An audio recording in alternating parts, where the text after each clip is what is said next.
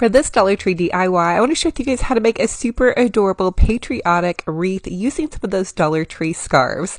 So grab one of the Dollar Tree scarves, and I chose this red and blue one.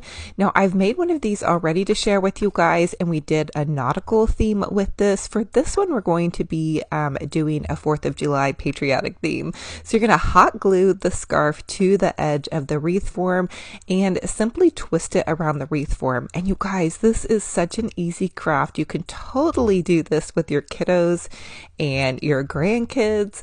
And I really feel like summer crafting should just be fun and easy and not time consuming and definitely not stressful. So for this wreath form, this is one of the Dollar Tree wire wreath forms. You're going to use 3 scarves, but only 2.5 of them. Does that make sense? Anyway, once you're done wrapping the wreath form, you can take some ribbon. For this bow, I'm just going to simply loop the ribbon over on itself, and this is a super easy bow. Like, you can't mess this up, I promise.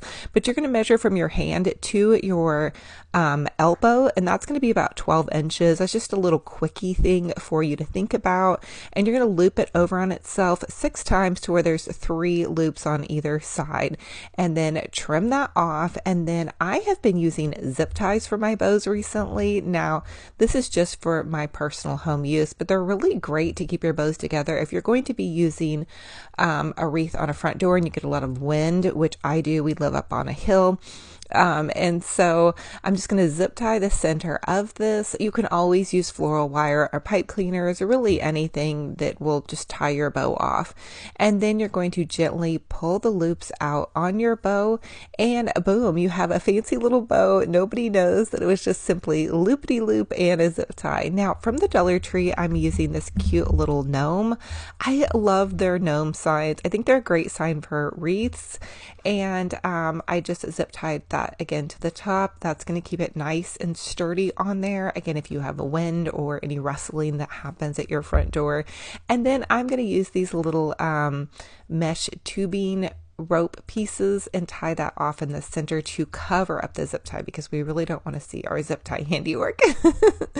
And then I'm going to trim that off. Now, once I had that done, I felt like I needed like a little bit of something extra, and also to kind of cover that zip tie at the top. So I simply cut a piece of ribbon off, and then I'm tucking it under the bow and kind of zhuzhing it down at the top part of the wreath.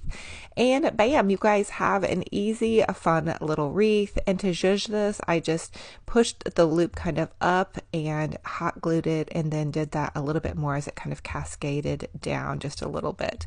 You guys can also look in